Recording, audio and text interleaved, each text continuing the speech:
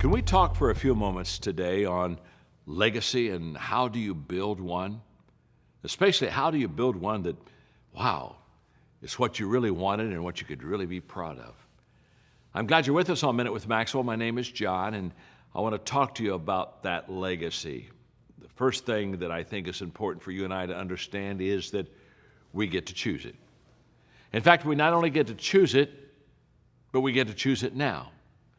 Now, that's the mistake that most people make. They think that a legacy can't be chosen, and they think that it can't be discovered to the very end of their journey.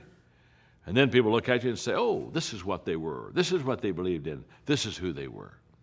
I don't believe that at all. I believe that you and I can choose our legacy today, and then we can live it out for the rest of our life to make sure that it's a solid, clear legacy. For example, I can still remember 20 years ago sitting down with a group of leaders, and in that room we spent a day about leadership. And at the conclusion of that day, the one thing that came out of that meeting was that I wanted my legacy to be leadership.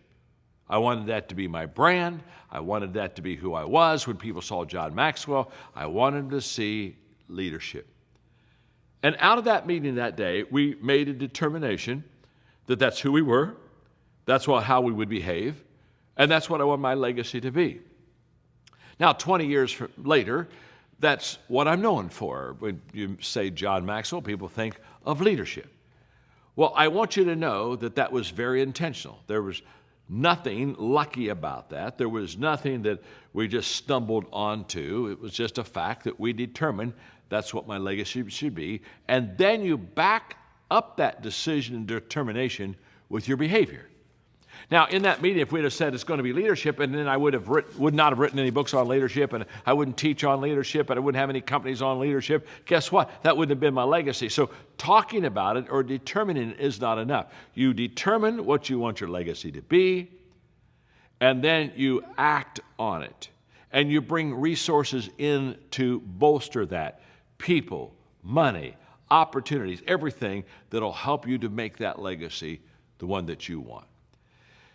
So don't let people come to your funeral guessing. You don't want them to kind of go around and say, okay, who were they and what did they stand for and what did they believe in?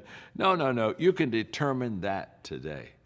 And I encourage you to do that, because the greatest legacies that are built are not built in a moment. They're built in a lifetime. Start now. You've got your rest of your life to build it. John Maxwell here. Glad you're with me today on Minute with Maxwell.